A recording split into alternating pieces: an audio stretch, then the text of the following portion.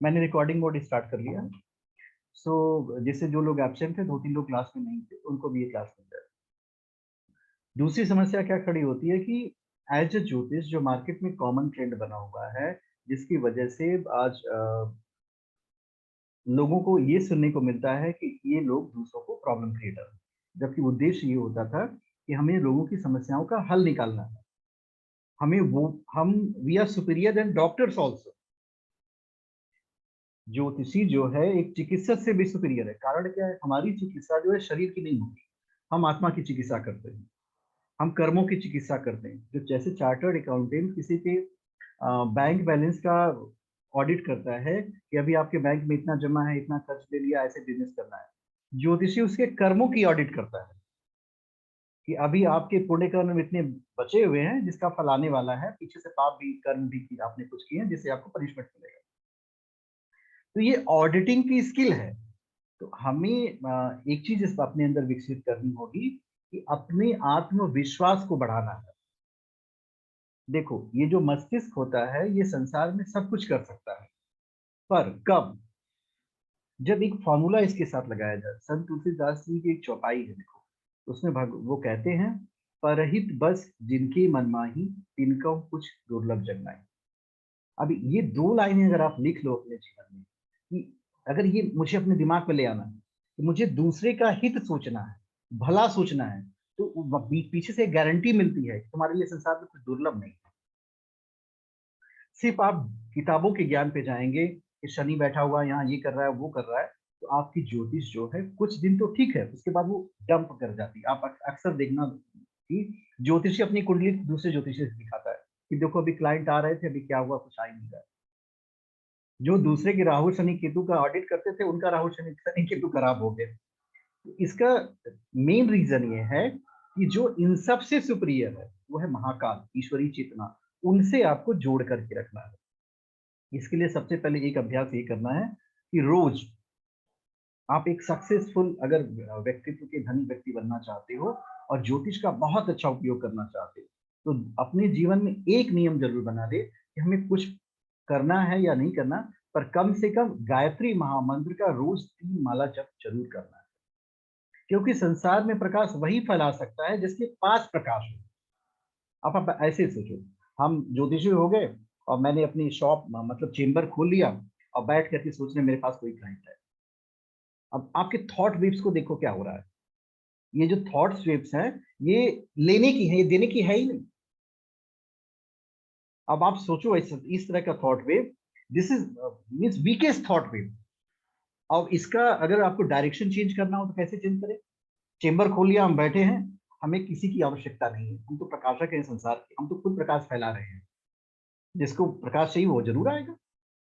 तो दूसरी जो थॉट वेव है वो आपके पास क्लाइंट की लाइन लगा देगी। और जो भी आपके संपर्क में आएगा, एक और चीज होती है जिसको ज्योतिषी नहीं समझ पाता, वो ये होती है कि आपकी एनर्जी ड्रेन होती है। आप कभी कभी ऐसा देखना, 3 लोगों से बात की और तीनों दुख लेके आए आपके पास। 3 तरह के लेके आएंगे, कोई खुशहाल व्यक्ति नहीं लेके आएगा। होगा क्या? उससे होगा ही क्या कि आपकी एनर्जी ड्रेन हो जाएगी। ये जो मीटिंग है ना 10 मिनट्स में एंड हो जाएगी, हम फिर से स्टार्ट करेंगे, आप लोग जाइएगा, मैं ज्वाइन कर लीजिएगा। तो आपकी जब एनर्जी ड्रेन हो रही है, आपको पता नहीं चलेगा। जैसे ही आपकी ऊर्जा कम हो जाएगी, देखना आपसे कोई बात करने नहीं आएगी। कारण क्या है कि आपने चार्जिंग नहीं की है। जब भी किसी जातक की कुंडली देखें तो उसे ईश्वर समझें। ये तो इसमें कोई गलत बात नहीं है, श्रीमद् भगवत गीता खुद कहती है, अहम वैश्वानर रूपा प्राणिनाम देमाश्रितम। मैं वैश्वानर रूप में प्राणी के देह में आश्रित। तो समझो भगवान आपके पास आ गए। और जैसे ही ये समझ शक्ति आपके पास आ जाएगी कि भटके हुए भगवान आएंगे, मनुष्य जी भटका हुआ देवता होता है, होगा क्या कि आपकी एनर्जी जो ड्रेन हो रही थी वो स्टॉप हो जाएगी। फिर आपका जो प्रोसेस है, मार्गदर्शन का तरीका, वो भी अच्छी तरह से चलेगा। दूसरी बात ये आती है, ज्योतिष में ज्ञान महत्वपूर्ण नहीं है। ज्ञान जिसको हम कहते हैं तथ्यों को याद कर लेना। आज के समय के ज्ञान जिसको कहते हैं, जिसके पास कलेक्शंस ऑफ इंफॉर्मेशन हो गई, सूचनाओं का संग्रह हो गया, लाइब्रेरी हो गई। तो लाइब्रेरी ज्योतिषी नहीं है। ये हमेशा आप याद रख लेना अपने दिमाग में, ये I don't have to be library, मुझे लाइब्रेरी नहीं बनना, मुझे प्रकाशक बनना है। वो शब्द ही एक तरह से अपने आप में देखिए आपको बहुत ज्यादा प्रेरणा देता है। मुझे प्रकाशक बनना है, मुझे प्रकाश फैलाना है। मेरा उद्देश्य ये है कि मेरे सामने जो भी जीवात्मा आती है उसको सही दिशा दे देनी है। इन उद्देश्यों को आपको अपने मन में स्थान देना है, ये पहला स्टेप होता है। न कि हमें उन किताबों में लिखे हुए पराशर के सूत्रों को स्थान देना है, उनकी भी आवश्यकता है, पर सबसे महत्वपूर्ण ये है। और इससे होगा क्या, आप देखना इस बात को, मनुष्य का जो व्यक्तित्व होता है, पर्सनालिटी होती है, वो बनती कैसे है। कोई भी व्यक्ति जैसा सोचता है ठीक वैसा ही करेगा, वो वैसा बन जाएगा। उसको कहते हैं थॉट प्रीसीड एक्शन। हमारे विचार का समूह ही हमें बनाता है। किन्हीं दो व्यक्तियों से मिलिए, एक ऐसा व्यक्ति जिसने अच्छे विचारों को अपने पास रखा है और एक ऐसा व्यक्ति जिसने नकारात्मक विचारों को रखा है। तो पहले वाले व्यक्ति के साथ आप मिलेंगे तो आपको बहुत खुशहाली महसूस होगी, you will feel very happy. उसी तरह जब ज्योतिषी अपने आप को पूरी पॉजिटिव एनर्जी से इनहेल कर रखता है, जब कोई उसे मिलेगा बताएगा ये अच्छा कुछ नहीं, चिंता मत करो, 1 महीने में ठीक हो जाएगा, तो वास्तव में उसका फेथ इतना स्ट्रांग होता है, स्ट्रांग विल, आपने उसकी विल पावर को बढ़ा दी, कुछ नहीं होगा, डोंट वरी। अब वही कोई नेगेटिव थॉट वाला, अभी तो केतु चल रहा है विद ग्लूमी फेस, कहीं ना कहीं एक्सीडेंट जरूर होगा आपका, तो ये नेगेटिव इम्पैक्ट है। अब उसका नहीं भी होने वाला होगा तो गिर जाएगा, सड़क पे चलते चलते गिर जाएगा, मेरा एक्सीडेंट होने वाला है। तो हमें इस पार्ट को का रोल बिल्कुल प्ले नहीं करना है, क्योंकि हम तो उसके रक्षक हैं। और आपकी guarantee, who will take care of you, हमारा कौन रक्षक है, ईश्वर है। जो व्यक्ति ईश्वर के मार्ग पर गलती से भी चल देता है, उसकी सुरक्षा की जिम्मेदारी ईश्वर की होती है, ये फैक्ट है। तो ये दोनों थॉट वेव का एसोसिएशन परफेक्टली अपने ब्रेन में करना है। आप भूल सक जाएं ग्रह ऊंच के हैं या नीच के, कोई फर्क नहीं पड़ेगा आपका, क्योंकि जो आपसे पूछने वाला है वो ज्योतिषी नहीं है। लेकिन जब ये आप भूल जाएंगे कि मेरा उद्देश्य क्या है, तो सब कुछ गड़बड़ हो गया। हम अपना उद्देश्य बिल्कुल नहीं भूलना चाहिए, वो एकदम सटीक रखना चाहिए। I have not come in this profession with my stomach, आप इसको याद रखना। मैं अपने पेट का पोषण करने के लिए इस प्रोफेशन में आया ही नहीं। क्यों?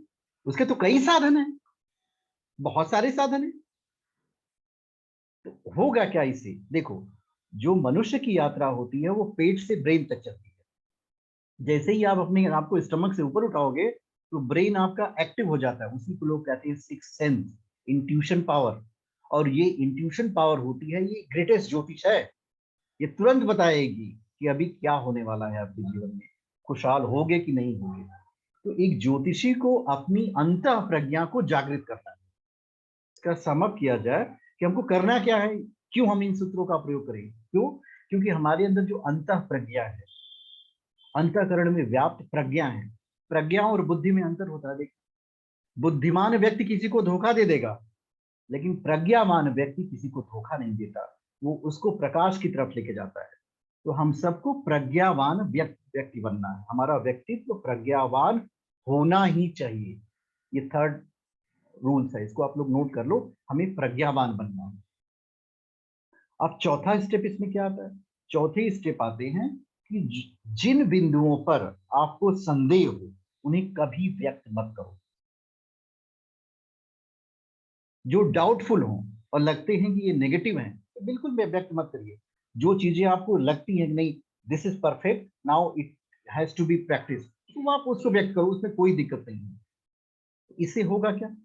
इससे होगा क्या कि जिस उद्देश्य को लेकर के आप ज्योतिष से जुड़े हुए हैं, महर्षि पराशर की चेतना आपके आपके अंदर आके बोले। ये जो ऋषि चेतनाएं हैं हमारे देश की, इनका सिर्फ मात्र एक उद्देश्य है, जन कल्याण। तो आप ऋषि तत्व के साथ जुड़ जाओगे। ऋषि कोई व्यक्ति नहीं है, एक ब्रह्मांड व्यापी तत्व है जिस जो एक चिंतन देता है जन कल्याण का, मानव के कल्याण का। तो ये चिंतन आपका ज्योतिषी को आगे बढ़ाने में काफी हेल्प करेगा, बहुत हेल्प करेगा। और हमेशा स्व परिमार्जन पर आपको ध्यान देना चाहिए कि हम अपना विकास कैसे करें, हम अपने को कैसे बनाएं। ये जो अपने को बनाने का उद्देश्य होता है, ये नहीं कि हम किताबें पढ़ने लगे हम बन जाएंगे, बिल्कुल नहीं। हम कब उठते हैं, कब सोते हैं, क्या बोलते हैं।